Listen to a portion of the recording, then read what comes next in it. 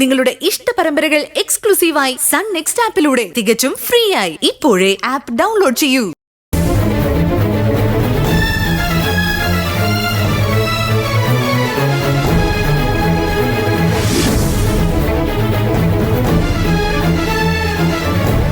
ആ മരുന്നെഴുതാൻ എന്നെ നിർബന്ധിതയാക്കി. 10 വർഷത്തെ കാത്തിരിപ്പിന് ശേഷം എനിക്കൊരു മോളെ കിട്ടിയത്. അതുകൊണ്ട് അമ്മയാവാൻ കഴിയാത്ത പ്രയാസം ഒരു ഡോക്ടർ എന്ന നിലയിലല്ലാതെ എനിക്ക് മനസ്സിലാവും. ആ എന്നെ കൊണ്ടാ ഈ ക്രൂരകൃത്യം ചെയ്യിപ്പിച്ചത്.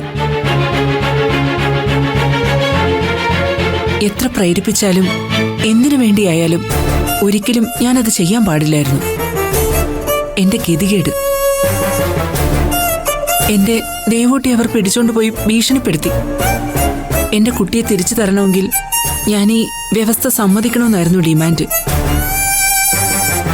ഞാനതനുസരിക്കാന്ന് സമ്മതിച്ചിട്ടാ എന്റെ മോളെ എനിക്ക് തിരിച്ചു കിട്ടിയത്.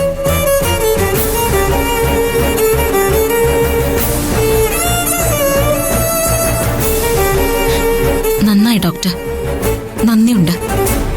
ഈ വാർത്ത കുറച്ചു ദിവസം മുൻപ് ഞാൻ അറിഞ്ഞിരുന്നെങ്കിൽ സന്തോഷം കൊണ്ട് ഡോക്ടറെ കെട്ടുപിടിക്കുമായിരുന്നു.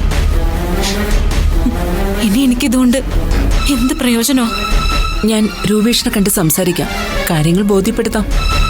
വേണ്ട ഡോക്ടർ, കുറച്ചു മുൻപ് ഡോക്ടർ കണ്ടില്ലേ, രൂപേഷേട്ടന്റെ അമ്മയ്ക്ക് രക്ഷയൊരുക്കാനായി ഞാൻ ആ കൃഷ്ണൻ എന്ന ക്രിമിനലിന്റെ തോക്കിന് മുന്നിൽ നിന്നത്. ആ സമയത്ത് ഞാൻ കണ്ടു രൂപേഷേട്ടനെ ഗുണ്ടകൾ തല്ലുന്നത്.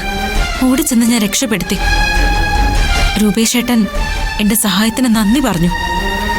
എങ്ങനെയാണെന്നറിയോ? രൂപേഷേട്ടൻ ഒറ്റയ്ക്ക് അവരെ കീഴ്പ്പെടുത്തിയേനെ.